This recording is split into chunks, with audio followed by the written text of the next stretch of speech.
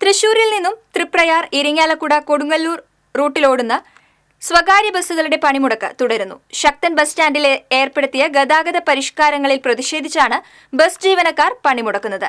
പണിമുടക്കിന്റെ ഭാഗമായി ബസ് തൊഴിലാളികൾ തൃശൂർ കോർപ്പറേഷനിലേക്ക് മാർച്ച് നടത്തി. സമരം ഒത്തുതീർപ്പാക്കാൻ കളക്ടർ ബസ് ഉടമകളെ ചർച്ചയ്ക്ക് വിളിച്ചിട്ടുണ്ട്.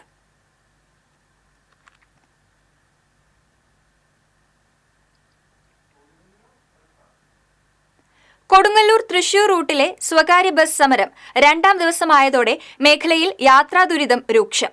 മാസങ്ങളേറെയായി തുടരുന്ന സംസ്ഥാന പാതയുടെ പുനർനിർമ്മാണം കൊടുങ്ങല്ലൂർ തൃശൂർ റൂട്ടിലെ യാത്രക്കാർക്ക് സമ്മാനിക്കുന്ന കഷ്ടപ്പാട് ചെറുതല്ല. ഇതിനിടയിലാണ് ഇരുട്ടടി പോലെ സ്വകാര്യ ബസ് സമരം. സ്വകാര്യ ബസ് സമരത്തിന്റെ പശ്ചാത്തലത്തിൽ KSRTC ബസ്സുകൾ സ്പെഷ്യൽ സർവീസ് നടത്തുന്നുണ്ടെങ്കിലും യാത്രക്കാർക്ക് ഉപകരിക്കുന്ന വിധത്തിൽ സമയക്രമം പാലിക്കുന്നില്ലെന്ന് ആക്ഷേപമുണ്ട്.